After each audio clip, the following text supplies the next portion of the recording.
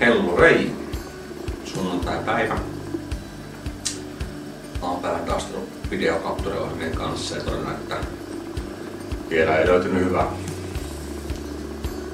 Kuvasin taas parin kertaa tämmösen 20 minuutin opetuspätkän videolle tai screen capturena ja totesin, että ei aivan onnistu. Edes Windowsin omakaan ei siihen pysty pelaamaan softien kanssa. Mutta asiasta kukkarukko. Aiheena tänä päivänä on kuvan käsittely. Vähän tarkemmin se, että mitä te haluaisitte oppia kuvan käsittelystä. Ihan pieniä paloja kerralla, voi tehdä lyhyitä klippejä, lyhyitä videoita.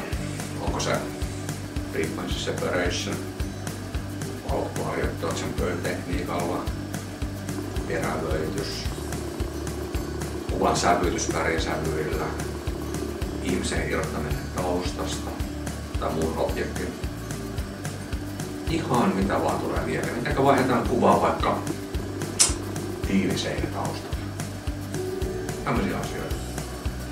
Jos teillä on jotain tiettyä mielessä, kommentoikaa sitä alle. Joo.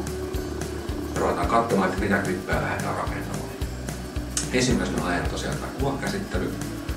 Mutta jatkossa niin tulee luonnonvalokuvausta salamuilla, käsisalamuilla, studiovaloilla, kuumilla valoilla. Kaikkea pientä klippiä rupeaa rakentamaan ja teidän toiveiden mukaisesti, mitä te haluatte oppia tietää. Näin tästä eteenpäin, kommenttia alle vaan, että mitä on mielessä, että lähdetään